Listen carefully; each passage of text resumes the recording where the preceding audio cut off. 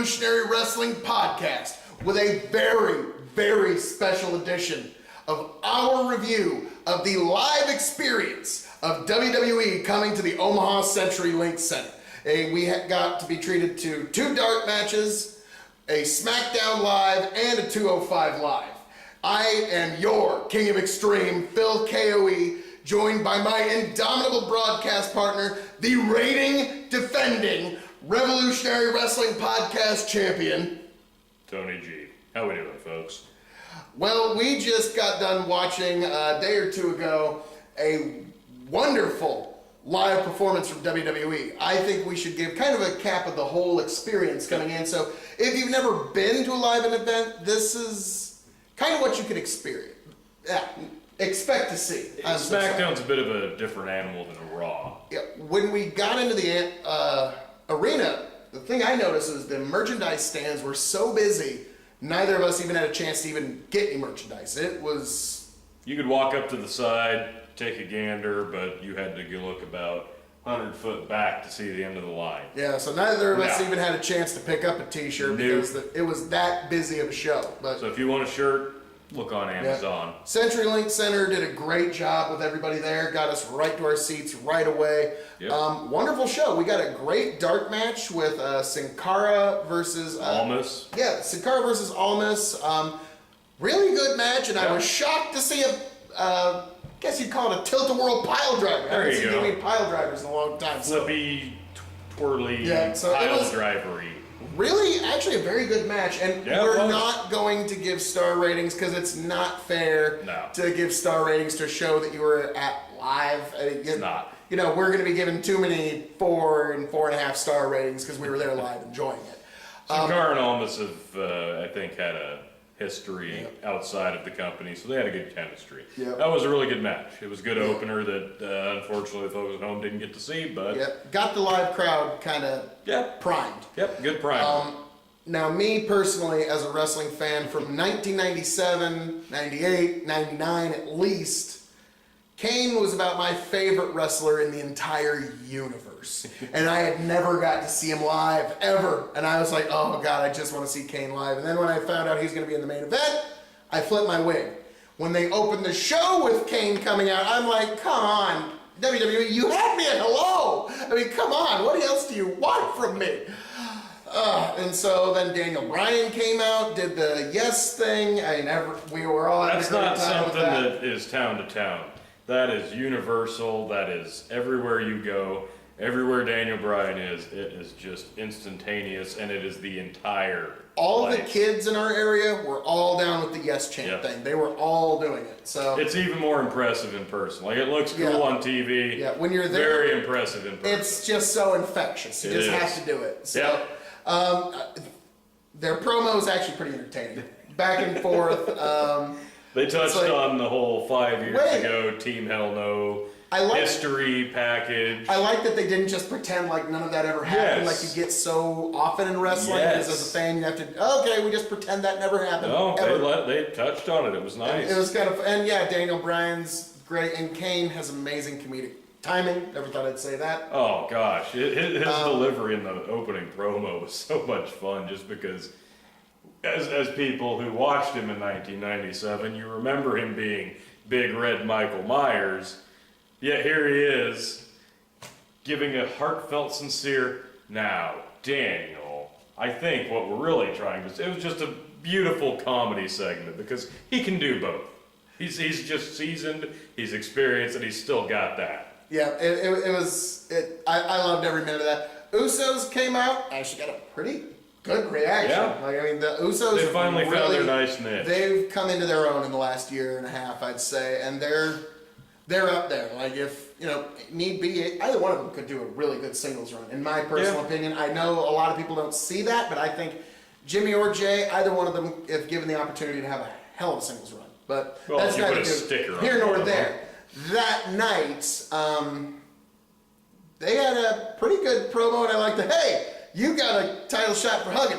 Come on, Jay, let's hug. And so they hugged 4 times. That's 4 title shots. So they've already used up at least a couple of them at this point. So true. But then Paige came out and her eagle screaming thing just about man. Yeah, no, the mic. we were up kind of close to the speakers and, were a little high, so anytime the page screech happened or the mic hit the mat, something along those lines, right in your ear. Yeah. Really, really loud. But the page scream. Yeah, that one was the loudest hard. thing that night, but it was terrifying, is what we're trying to say. Yeah, yes, it really was. So they announced the main event for that night was going to be Kane and Daniel Bryan versus the Usos. I was like, oh my god, I'm gonna get to see Kane wrestle. I was cloud nine at that point. Oh my goodness. And then I believe after that we cut to some Asuka versus Ellsworth promotional stuff. Yeah. The promotional stuff was really good.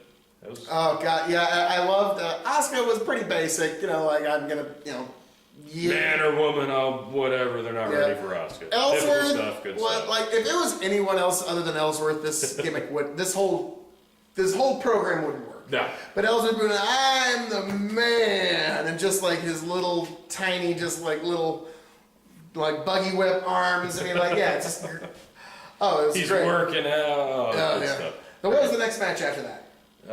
Did we get right into the Miz Jeff Hardy? Yes, it was. Open Challenge.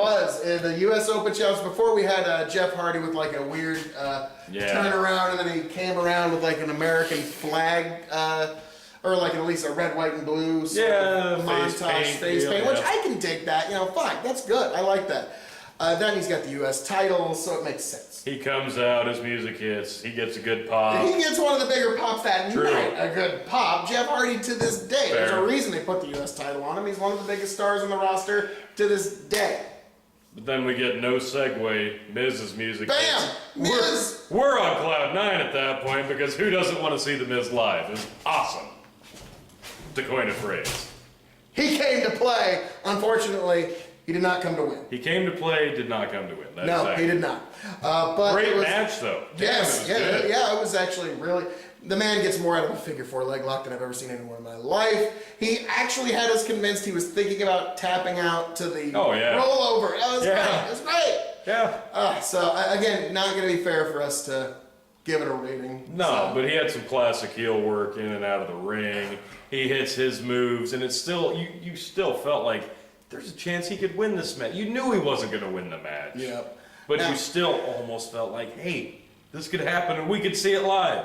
Maybe. Now, was Asuka Ellsworth next? I believe it was. I was really looking for it. Like, that was at least a good chunk of the reason I bought the price of admission. I am a huge Andy Kaufman fan. Yeah. The entire Andy Kaufman, Jerry Lawler angle, in my opinion, is one of the most brilliant heat-seeking missile angles I've ever seen in my life, and there's still few that are better. And so, just as kind of almost like a tribute to my fandom of the Kaufman angles, like, I gotta see Ellsworth versus Asuka, and they're coming to Omaha, are you kidding me? And it ended in a count out. And well, you had Asuka come out to a good reaction. You had Ellsworth come out to a comedic reaction. Pardon us, Carmella. it's the hot summer days of Nebraska. It is. Carmella comes out, shockingly. Who didn't see that coming? Takes her spot at the commentary table. Asuka kind of dumps Ellsworth on his ass a few times. They do a little back and forth. Not even really back and forth, but eventually they end up outside. The airplane spin was great. Like that was a good spot. I popped for that. I was like, yes, yes, we need this. Now, I'm looking forward to the lumberjack match because my first thought was, okay, now they need to restrict them, but they're not going to do a cage match, are they? Which it's a little early for a cage match. Now, Asuka versus Ellsworth intergender cage match. We're watching. I gotta say, how convenient though is it for Carmella that in all the build-up for her big match at Extreme Rules with Asuka, she doesn't have to do shit. Oh, I loved her, taunting with the belt, Asuka, like, as much as she's prone to botches in the ring, which she's getting better, she really is, I'm really digging her character. Mella's starting to become money, as much as I hate to say that. The heel works good. I just wish the in-ring product was better. WWE's gamble of not keeping the belt on, some of their already established main eventers has worked, as much as we hate to say. Well, I knew they were going to take the belt off of somebody and put it on her at one point. Didn't matter who it was going to be, but they had to have that first cash in for the women's Money in the Bank be successful. You can't set that precedent. Unfortunately, they timed it to be Charlotte right after knocking off Asuka at WrestleMania. Bad timing. It's worked out as far as heel work goes. Hopefully her in-ring abilities catch up to the heel work. Yeah. All right, now, but yeah, great. Actually, pretty good match for what it was. Set up the next week, which, hey, how many matches have gone that way in wrestling's history? So, Yeah. you know, funny that. They're using some classic wrestling angles to get an angle over. Yeah. Who would have thought that? But moving on, what was the next match? I believe it was AJ Styles, Yes. Aiden English. Which, I'm going to say, yes. So happy to finally get to see AJ Styles live. Yeah, Long time coming. I've never seen him live. I've heard many good things, and I've enjoyed his performance in WWE over the last, 2 years now? A little over that now? 2.5, yeah. Yeah, 2.5 years. I've enjoyed every bit of it. He's routinely putting on the match of the night. This one would have been the match of the night. We'll get to that later. Great match. And also I'm going to say the Rusev run-in afterwards. I'll get to the rest of the match later, but something I just want to say. When you see Rusev live, you kind of get it. Yeah. The man's physique and form is just intimidating to look at. Like when he stands over you, I mean, he looks like a comic book villain. Like just the way he's just cut and he stands over you in just that intimidating way. And Very looming presence. yes, once you see it, you get it. Now back to the match. Well, the thing about him doing that whole shtick would be you don't get to see it at home, but the whole camera cuts, the replays, everything else that happens as you're seeing on TV, he's filling that in by... Yeah, just standing over AJ with just... And really, just the way he just does that. Like, you know... That was pretty good. Yeah, I know. That's...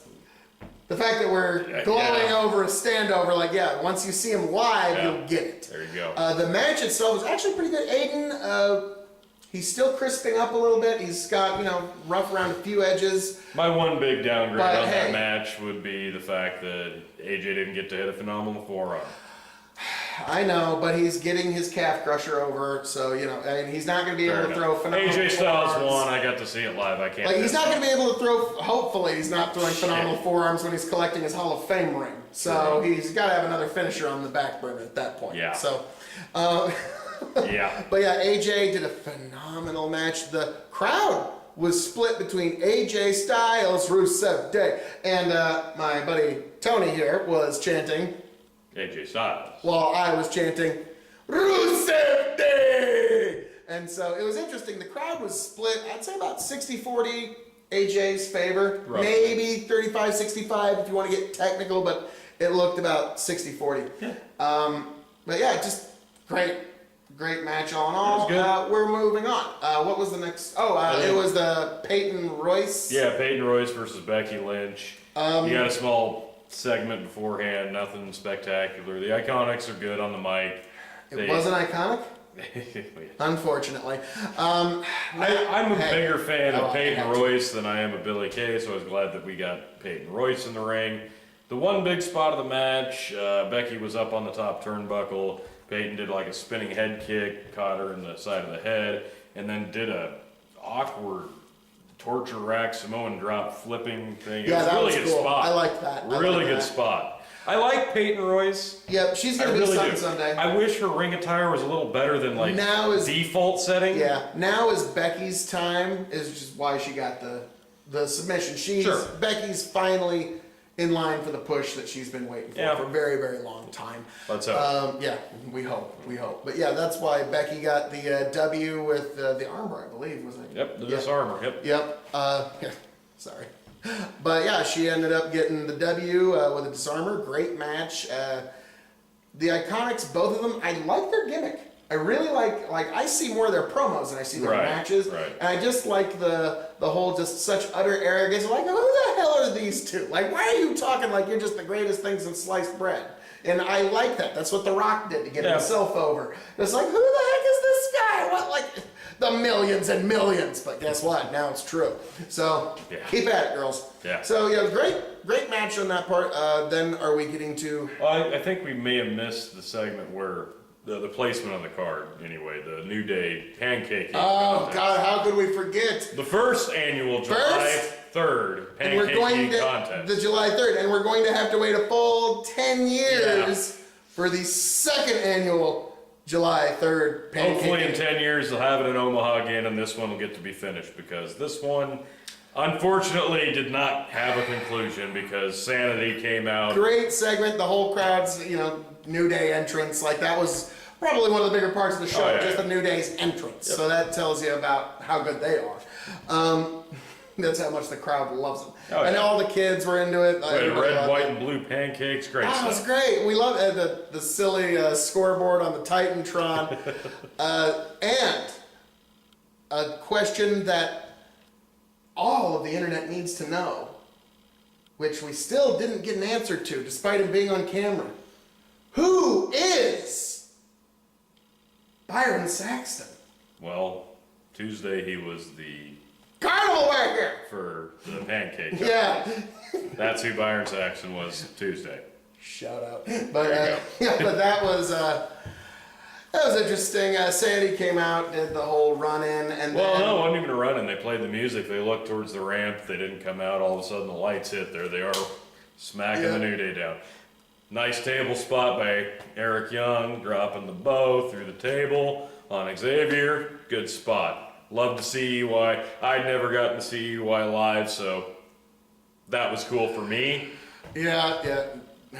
I won't go there. To me, I'm pretty much strict WWE. I watch WWE. I barely even watch NXT. Like, if he freaks out about an NXT match and says I have to watch it, okay, I'll watch it. But it's not on WWE. I really generally don't watch it. And so I'm kind of like the prototypical WWE watcher.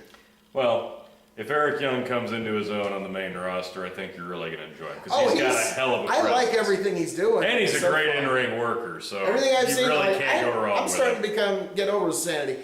After that segment cutaway, Paige came out just for the live crowd during commercial break and announced the live house show was the New Day versus Sandy six-man tag, which I got a feeling that's probably going to actually main event some pay-per-views at some point. Yeah. But moving right along. So, we get to the main event. Yes. We have Kane and Daniel Bryan versus the Usos. Good, folks. Overall, the crowd popped just as big for all four guys. Yeah, but again, I got to see Kane wrestle. Oh my God. Both guys had hot tags in the match. Yes, they both had hot tags. It was great. We got to see Kane do the choke slam. I was like, oh Lord, just let me see a choke slam. I just want to see Kane hit a choke slam because I figured the Usos are probably going to win. Yep. It was like, but Kane and Daniel Bryan won. Great match. Usos will not be added to the match at the pay-per-view, so you still have a one-on-one match. Yeah, which two-on-two. I can live with that every once in a while. We don't have to squeeze everybody in. I can deal with that. Now, it's unfortunate that the Usos won't be in it, but it'll be fine. It's Kane and Daniel Bryan's time. I think they should. Well, you know what, though, that's nice, though, is they can at least touch on the fact that, like, Kane and Daniel Bryan both individually had some history with both Eric Rowan and Luke Harper as part of the Wyatt family in their own rights, so on and so forth. So I think if they want to touch on the history there, they can.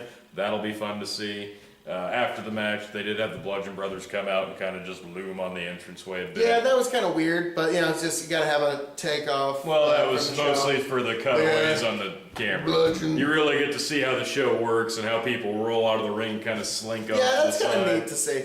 But so the camera cuts, and the television viewing audience, that's the end of the show for them.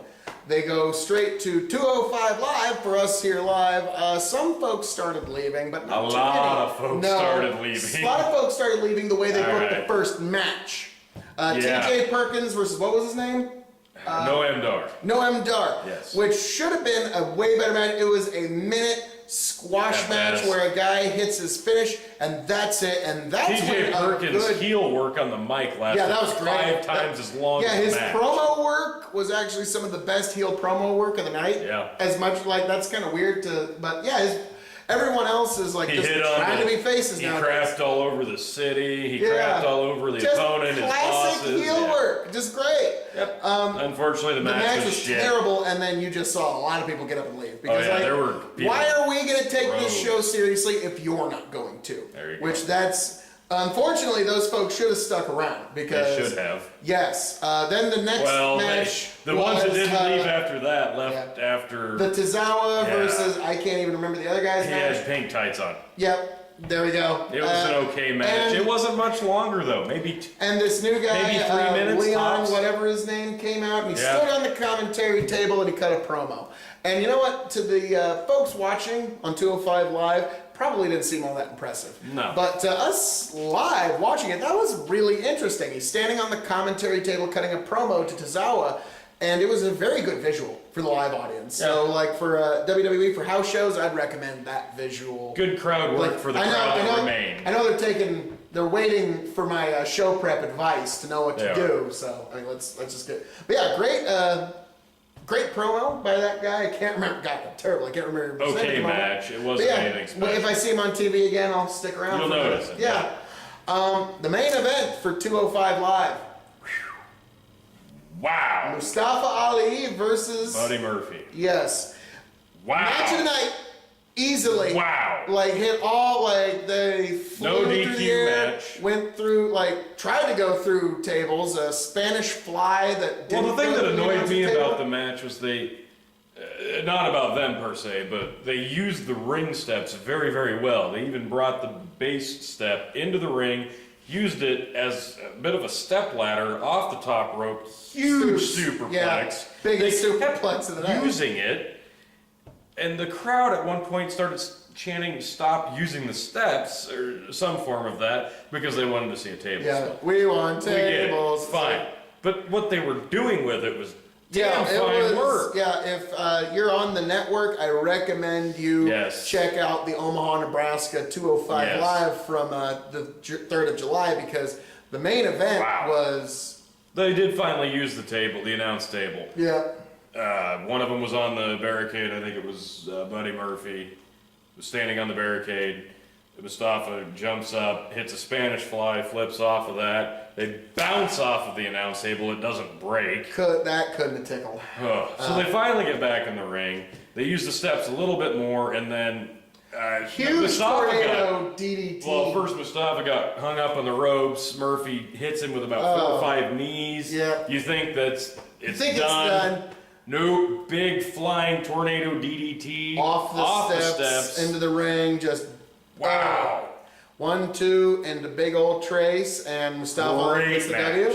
And that's 205 Live. Then we get the dark main event. Yep. The New Day. They were still tearing the ring down from 205 Live as the New Day was coming out. And it was kind of an abbreviated entrance too. We didn't get the full New Day entrance, which I was like, what's going on here? And then Sanity comes out, and it just becomes a It lasted for about big old a minute. Donnybrook, as You had no tags in this match. No, it was a minute, and it just became a big old Donnybrook where they all started brawling, DQ, and it just becomes some. Well, then, no, what the big chaos. story was that Xavier got his revenge on the table spot by dropping a table spot on Eric Young. Yeah. So they got the revenge, but you're not going to see that on TV. But we But get the fans in live attendance. we liked seeing that because, and he did the walk, the step across the rope, jump off to do an elbow through a table, which was really kind of, that's a heck of a spot to give to a house show audience in Omaha. I give them all the credit, and he almost slipped on it. He almost didn't make it. But to his credit, he somehow found the way to sail across and hit that elbow. Yep. So great show all in all. I mean, that was a really fun show. And when we left, we still couldn't get to the merchandise stand. Nope. That's how busy it was. So. I mean, There's people that were trying to spend their money but just couldn't even get there. So that's need to fix that. I mean, gosh, come on, guys. But beyond that, great. If you've never been to a live WWE show, I recommend you give it a shot. It'll be a good time. The tickets weren't even all that expensive either. No. So we got really good seats. I was able to see Miz's expression on his face to give you any idea. The SmackDown show is also pretty much the better show this week too. Yeah. So I mean, we really lucked out. I got to see Kane live, got to see Daniel Bryan live, got to see Rusev live, got to see AJ Styles live. We didn't get to see Alexa Bliss. I'm sorry, Tony. I'm so sorry. Maybe next time. Maybe next time. Didn't get to see Shinsuke Nakamura live, apparently because a dog bit him or something. Yeah, so that's unfortunate. But beyond that, Shinsuke's going to be taking on Jeff Hardy at Extreme Rules. There you go. So when we get to Extreme Rules, join us for that as well to see Phil KOE finally capture the Revolutionary Wrestling Podcast Championship. Yes, it will happen. I feel like I've heard that before.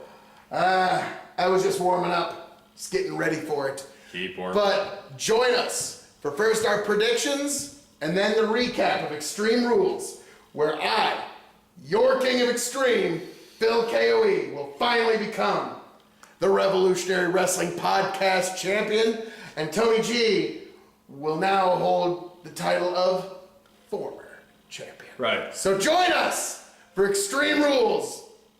I am your King of Extreme, signing out. Phil KOE, handing it off to my indomitable broadcast partner. Tony G.